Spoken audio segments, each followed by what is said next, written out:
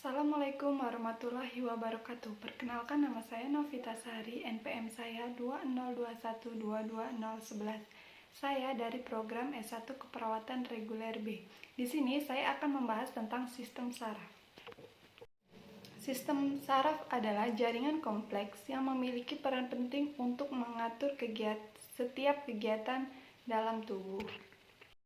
Beberapa fungsi sistem saraf yang sering Anda dengar adalah seperti untuk melihat, mendengar, berpikir, hingga untuk mengatur koordinasi pada organ tubuh. Sistem saraf yang kompleks dibagi menjadi dua, yaitu sistem saraf pusat dan sistem saraf tepi. Sistem saraf pusat terdiri dari otak dan sumsum tulang belakang, sedangkan sistem saraf tepi terdiri dari sistem saraf sadar dan tak sadar. Kedua sistem ini bekerja sama untuk mengendalikan seluruh aktivitas di dalam tubuh, baik yang disadari maupun tidak disadari. Otak adalah pusat kendali yang bertugas untuk mengatur segala fungsi di tubuh, mulai dari gerakan, sekresi, daya pikir, Otak adalah pusat terkendali yang bertugas mengatur segala fungsi di tubuh, mulai dari gerakan, sekresi, daya pikir, sensasi, hingga emosi. Yang kedua yaitu sumsum tulang belakang. Sumsum tulang belakang adalah bagian dari sistem saraf pusat. Sebagian rangsangan yang sifatnya refleks bisa melewati sumsum tulang belakang tanpa melalui otak.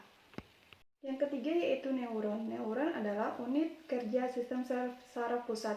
Di sini terdapat beberapa bagian dari neuron, yaitu ada badan sel,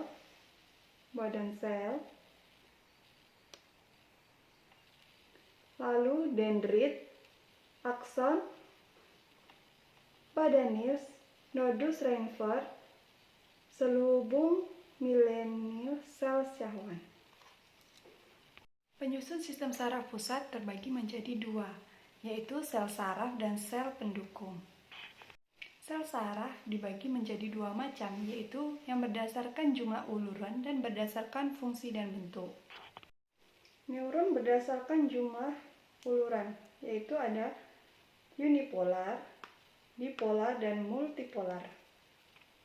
Sedangkan yang berdasarkan bentuk dan fungsi yaitu sensorik, motorik, dan konektor.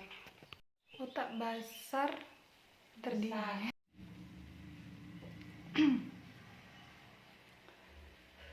Otak besar memiliki fungsi mengendalikan mental, tingkah laku, kecerdasan, kemampuan berbicara, dan bahasa.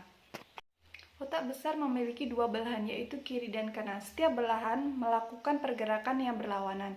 Apabila bagian sebelah kiri mengalami gangguan, maka anggota bagian kanan akan mengalami gangguan atau bisa terjadi kelumpuhan, dan sebaliknya.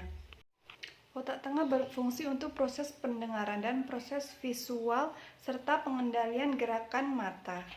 Otak kecil merupakan bagian terbesar dari otak belakang yang berfungsi untuk mengatur sikap atau posisi tubuh, keseimbangan dan koordinasi gerak otot yang terjadi secara sadar.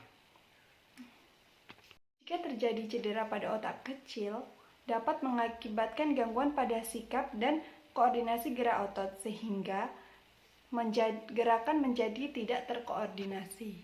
Sumsum tulang belakang berfungsi untuk menghantarkan impuls dari dan ke otak. Sistem saraf tepi yang terdiri dari sistem saraf kepala dan sistem saraf tulang belakang. Berikut ini adalah 12 pasang refleks skania. Olfaktorius berhubungan dengan penciuman. Optikus berhubungan dengan penglihatan. Oculomotorius berkaitan dengan mata, misalnya berkedip, mata bergerak, fokus pada objek, dan mengontrol respon pupil terhadap cahaya. Nuclearis berhubungan dengan mata, yang mengontrol otot oblikus superior yang berperan untuk menggerakkan mata ke bawah serta keluar dan ke dalam. Trigeminus berfungsi untuk gerakan otot mata yang menyebabkan ekspresi sensasi pada gigi dan bagian kulit rahang serta gerakan rahang. Abdusen untuk gerakan bola mata. Facialis berfungsi untuk otot wajah dan kelenjar ludah. Auditorius berfungsi untuk pendengaran. Glossopharyngeus berfungsi untuk sensasi dan gerakan lidah dan faring.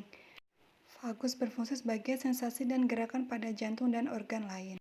Aksesori spinal berfungsi untuk sensasi dan gerakan pada jantung dan organ lain. Hipoglossus berfungsi sebagai gerakan lidah.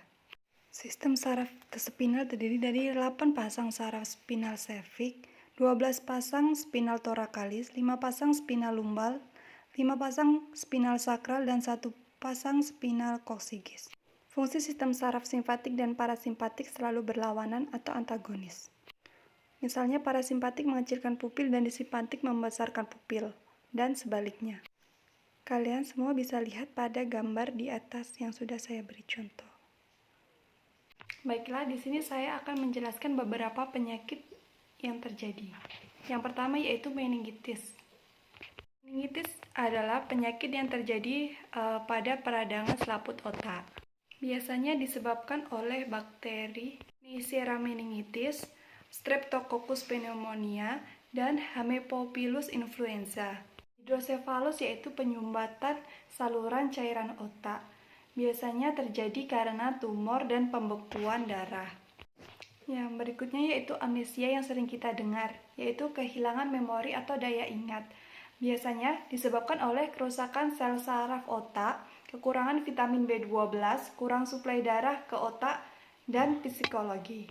Berikutnya yaitu stroke. Stroke terjadi karena ada penyumbatan pembuluh darah di otak. Biasanya sering terjadi pada pasien hipertensi. Baiklah, sekian penjelasan dari saya. Apabila ada salah, saya mohon maaf. Saya akhiri. Wassalamualaikum warahmatullahi wabarakatuh.